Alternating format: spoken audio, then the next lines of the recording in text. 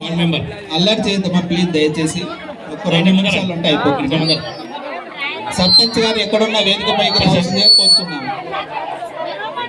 సర్పంచ్ గారు ఎక్కడున్నా వేదిక పైకి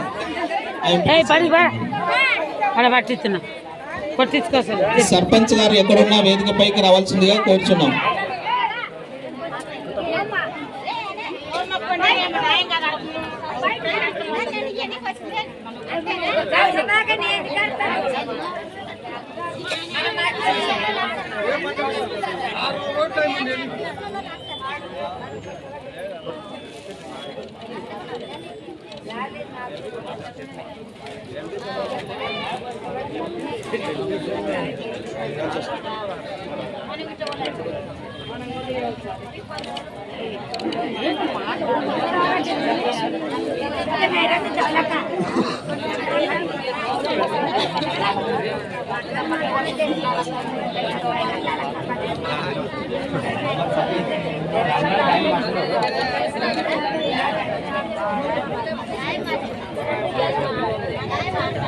ఈనాటి ప్రజాపాలన కార్యక్రమానికి వచ్చేసి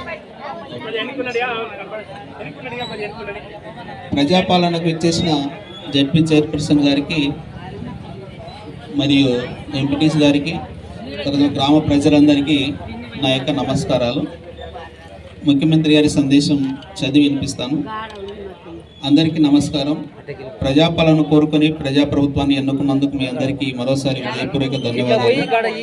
మాట ఇచ్చినట్టుగానే ప్రమాణ స్వీకారం రోజున అభయస్థము 6 గ్యారెంటీల బయలుపై తొలి సంతకాన్ని చేసింది మన ప్రభుత్వం. కొలువుదీరిన 40 గంటల్లోనే తెలంగాణ ఆడబిడ్డలకు ఆర్టీసీ బస్సుల్లో ఉచిత ప్రయాణం, అర్హులైన వారందరికీ రాజీవ్ ఆరోగ్యశ్రీ 10 లక్షల వైద్య సాయం గ్యారెంటీలను అమలు చేసి చరిత్ర సృష్టించింది.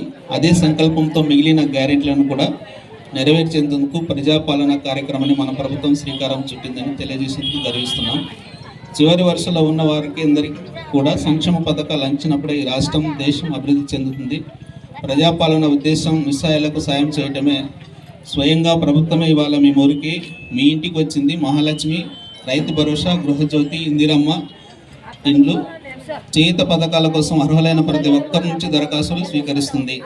ఈ మహత్తర అవకాశాన్ని మీ అందరూ సద్వినియోగం చేసుకుంటారని, ప్రజాప్రభుత్వం తలపెట్టిన సంక్షేమ యజ్ఞంలో భాగస్వాములు అవుతారని కోరుకుంటున్నాం. కృతజ్ఞత మీ రేవంత్ రెడ్డి, ముఖ్యమంత్రి, తెలంగాణ రాష్ట్రం. ఇప్పుడు